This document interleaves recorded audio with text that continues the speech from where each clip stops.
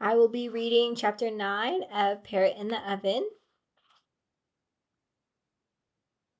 The day we took Magna to the hospital, the wind against my ears sounded like sizzling. It was so cold.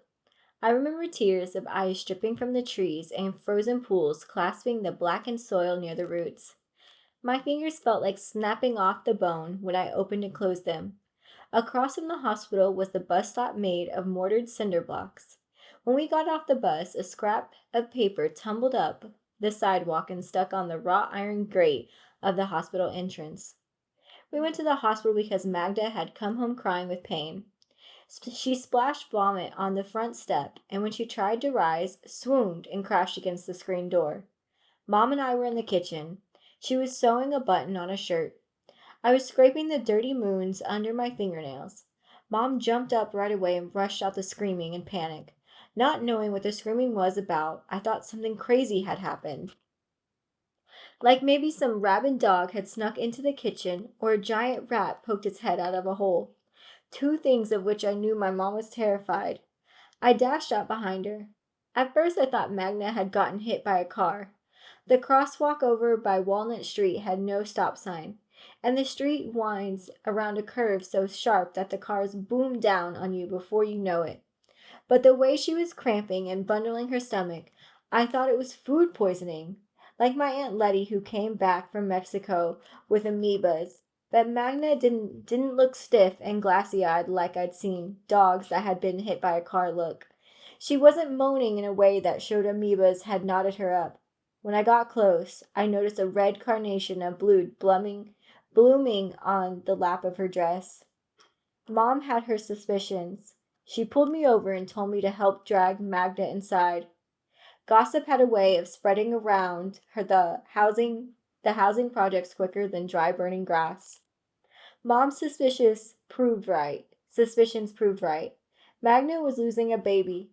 Mama figured it.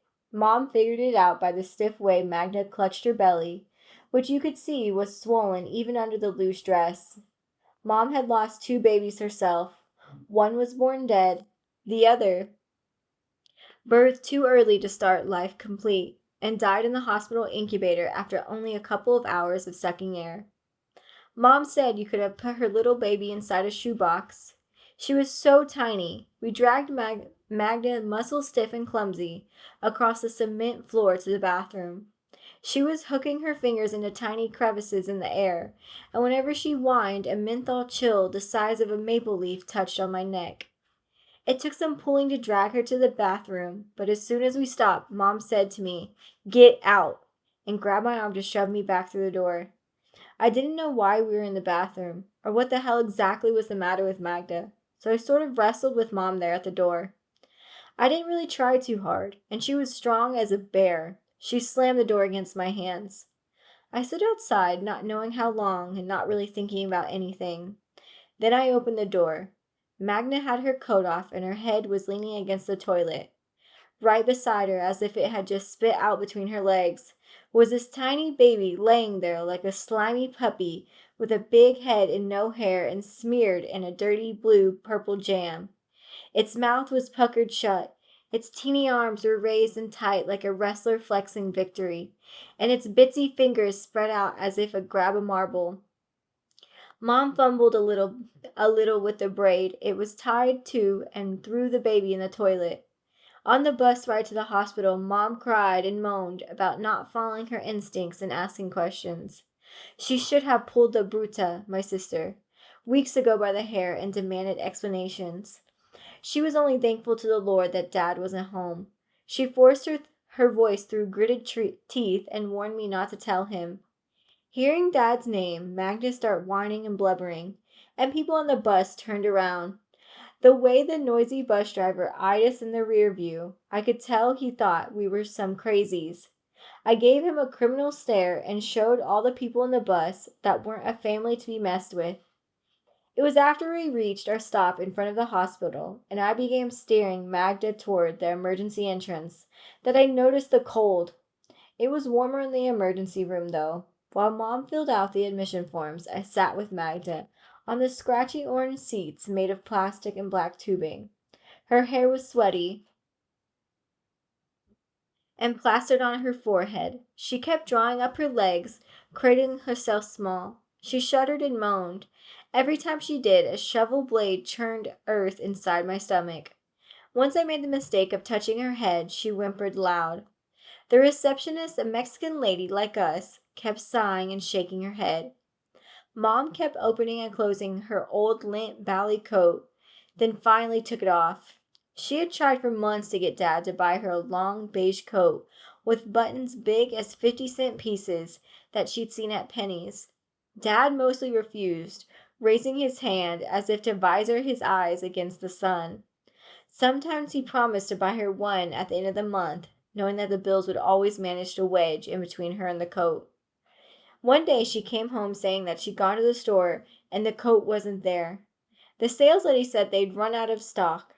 It didn't matter, Mom said. She'd gotten used to wearing her old linty coat and double sweaters. You could tell by the watery way her voice sounded, though, that she hated the coat. She didn't want to give my dad the satisfaction of denying her something he knew she wanted. She came home from behind the cubicle and creeped over to whisper in my ear. That lady could make Santa Claus grumble, she said, pointing to where the receptionist was watching. That was just like my mom, I thought, always making jokes about things people did to us. She'd tell it later to our neighbor, Sophie, for sure, like it was the funniest story in the world. When she said this about the receptionist, I knew then that the lady's sighs were not out of sympathy, or embarrassment, or even curiosity. They were sighs of disapproval. In the waiting room, there were two people with sick, droopy faces, and another with a broken finger or wrist. Sitting next to us was a man with a gash on his head. He was pressing a ball of baby diapers against his forehead. His wife told us that they'd been standing on a curb when one of those plumbing trucks cut around the corner and a pipe sticking out of the back hit her husband smack on the forehead, knocking him out. She said she was terrified and couldn't find help. She thought at first the guys in the truck didn't notice, but now that she remembers it, she did hear the engine winding down as if to stop, then pick up speed again. She said it was funny how she didn't remember this before and how her memory came back to her at the very moment. Her husband with his one eye peeking gave her a look like, "Oh, please." She made me nervous, that lady, the way she kneaded her hands and fussed over her husband, who got all steamed when he heard how those guys gassed the pedal after knocking him out. What made it worse was that he couldn't talk. Every time he widened his throat to say something, a tiny trickle of blood streamed down the lobe of his ears. He couldn't tilt back on the seats either, because of the angle of his wound. So he just sat there, shoulders straight and forehead pointing to the ceiling. After a while, Mom grabbed my arms and said Magna needed to go pee. I helped her walk down the hall. We were so busy keeping her from flopping over that we walked into the men's restroom. I knew right away by the stink, and no doors on the toilet stalls, and all the crappers sprinkled with gold drops. Before we could pull Magna out, though, she fainted, and Mom panicked and ordered me to get the receptionist. As I ran out, sliding on the tile floor, I noticed Magda's head lying near some black heel scuffs. I ran over to the receptionist, who was sitting stiffly behind her desk. She must have heard Mom shout, but looked at me without a smidgen of sympathy. "We gotta get a doctor," I said when I reached her desk. "My sister's fainted. She's right there on the floor. Fainted." "Is that the men's restroom you went into?" the receptionist asked. "Yeah, but..." The receptionist surveyed me up and down, her face a windless puddle of water. She picked up some papers on her desk and shuffled them carefully in order, then removed an ink pen and flat marble pen holder and placed them inside her desk drawer. She jiggled out a key from her pocket and locked it. Looking at me, her lips pressed and eyebrows like black lightning bolts, I couldn't tell whether she was embarrassed or angry. When I got back to the restroom, Magda was on the floor, her muscles slack as water inside a balloon. I thought she was dead. The receptionist, who didn't seem panicky at all, stood straight over her with her arms and legs set in triangles. "She'll be all right," she said. "She's just weak, that's all. Once we get her inside, the doctor will fix her right up." She tried to say this cheerfully, but when she saw my mother's face, she put her frown back on. Mom stuck her hand under Magda's shoulders and lifted. Let's go, honey. Let's go see the doctor.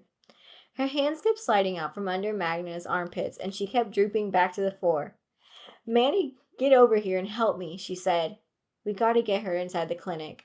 She turned to the receptionist and said in the politest voice she knew, if she could please get a wheelchair. Okay, I will, but I'm sorry you won't be able to see the doctor right now. My mother started to stand up, but didn't. If she had, Magna's head would have whacked on the floor. It's only that the doctor can't see her right away, the receptionist explained.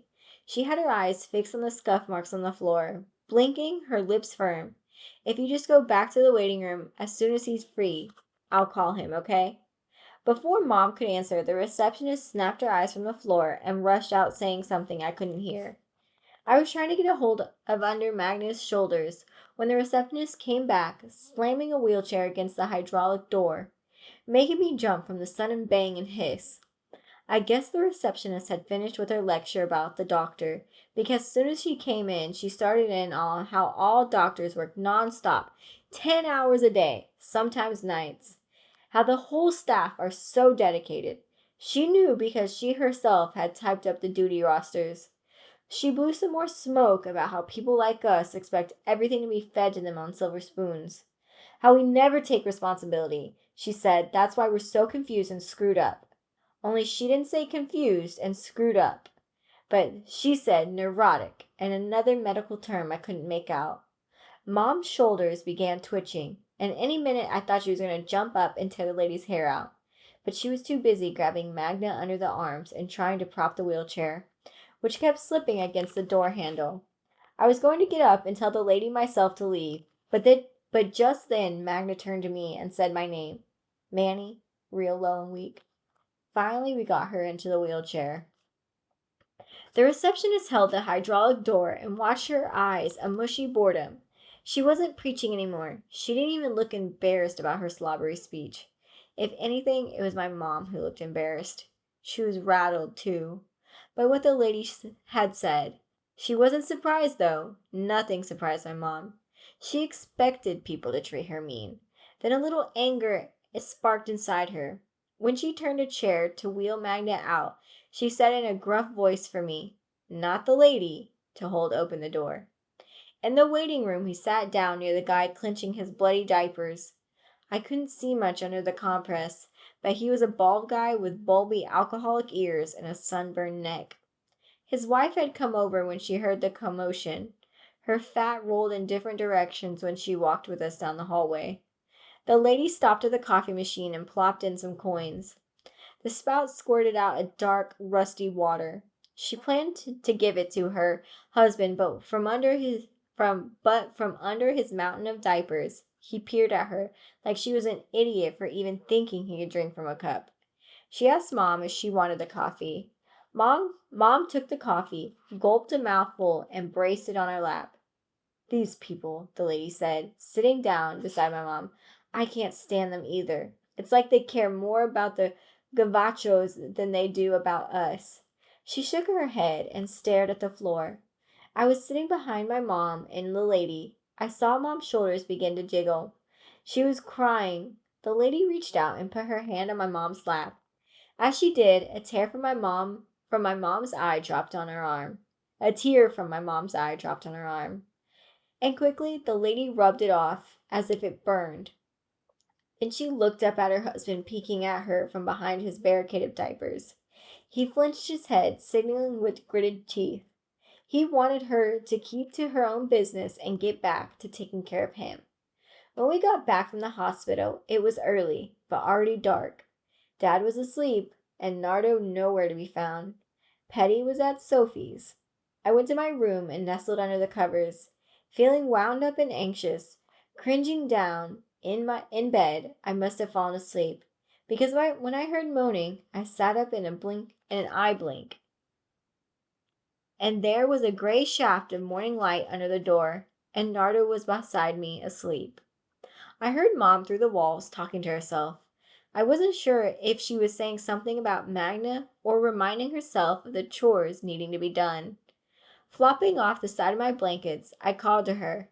then knocked lightly on the wall to see if I could get her attention. Dad heard me and began mumbling curses about the pesky annoyance of kids. But he didn't get up. Besides me, Nardo was a dark clump on the bed. I whispered to him, but there was no answer. His face could barely be seen in the murky darkness. I wondered whether I should wake him. But just as I was about to touch his shoulder, he snatched the blanket and tucked himself into a cocoon. I saw a shadow flicker under the door and slipped out of bed. Magda had been tumbling in fever, strangling phlegm in her throat, and making gruff coffee barks. When I got to her room, the bedsheet was moist and the blanket mussed from all her twisting. Sweat had glued her eyelids shut, and spit leaked out of her mouth and pushed a wet dent on the pillow. Mom, her eyes worried to slits, was sitting on the bed beside her, wondering aloud whether to take her back to the hospital. Her fever was worse than the doctor had said it'd get. When she heard me, she ordered me to stay by the door. She didn't want me tugging her brain with questions. So I stayed where I was, staring over Mama's back as she loaded up a towel from a bowl of water, squeezed it, and washed away a smear of milky wetness from Magna's nose. "Are we going to take her to the hospital?" I asked, wearing my finger on my t-shirt. Mom turned, and after settling her eyes on me for about a second, she looked above my shoulder. I followed her eyes, and there, through a slit in the hallway, I could see my dad lying, the blankets kicked to his feet and his arm dangling over the side of the bed. He'd fallen back asleep as soon as he shouted for Mom to shut up the noise. He looked like a huge baby, but with a mustache and graying hair. "Go back to sleep," Mom said, her face soft. "Quit worrying about your sister." She went back to dampening her with a towel. I stayed where I was, my eyes locked on the ruffles of her blue nightgown. "Mom, I think you better get Dad's keys so we can take her to the hospital." Again, I said, twisting my finger more on my shirt. Mom shrunk her eyes narrow. "You listen to me, Manuel," she said. "If you don't get back to bed—" She stopped there. This was the voice she often used on me. But I was getting too big now to bow to her threats. If I remained stubborn, she'd usually call on Dad to come threaten me. But Dad didn't know what would happen, and she didn't want him finding out. "I think we ought to take her to the hospital," I said as a low whine flowed from Magda. Mom laid Magda's head gently back on the pillow. When she turned to me, a wildness showed in her eyes, and her right cheek fluttered like a nerve had blown out of the side of her face. She took the moistened rag and threw it with a splat near my feet. "I told you to go back to sleep," she said icily. Then suddenly, before I could say anything, or even lift my eyes from the wet rag, she rose and with her hand cupped like a spoon, smacked me hard on the ear. I just stood there, bracing, but the blow was like a spike against my ear, like a spike inside my ear. And I stumbled, my head butting against the side of the door. I collapsed on one knee and stayed there gazing at the floor. When Mom spoke again, I lifted my face. I wasn't angry or afraid, but could only plead at her with my eyes. "Now go back to sleep," she said, her voice breaking. I refused to budge. I kept holding my ear like it was an abscessed tooth. "You just don't want him to be mad at you," I said with crevices in my voice, looking around like there was no place for her to hide her eyes.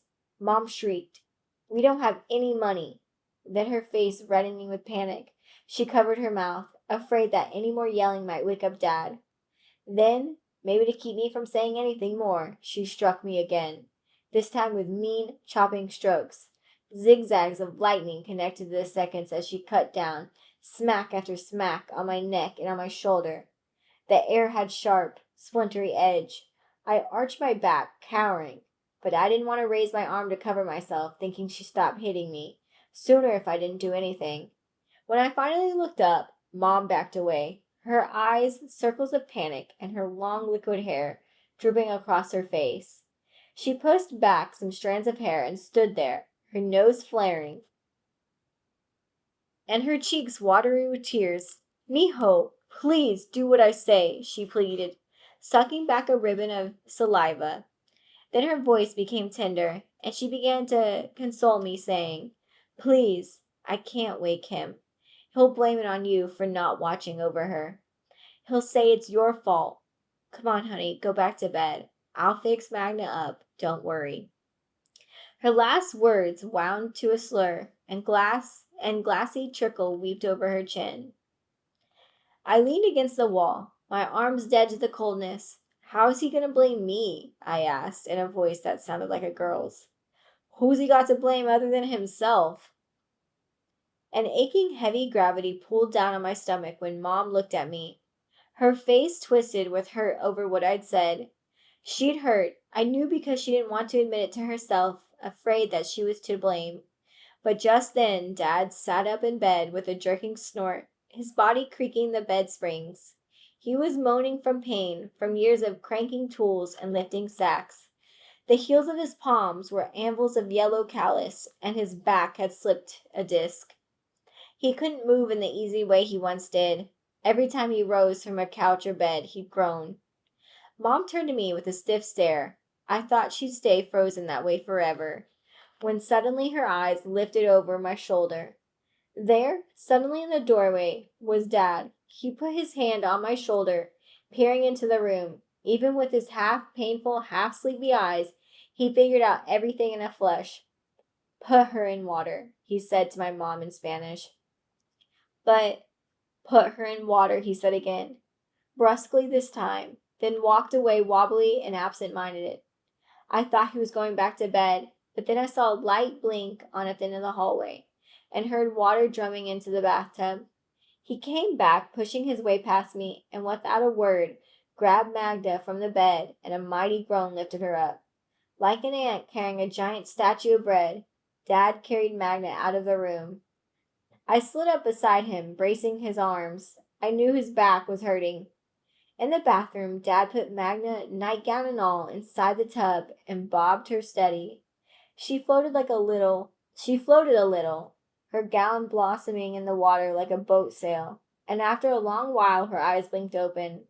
She looked up at us staring, down at her, and then with a surprise that showed the fever had died, she looked at Dad, amazed.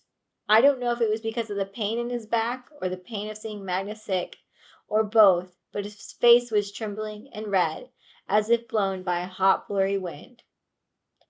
All right, that was chapter 8 of Parrot in the Oven.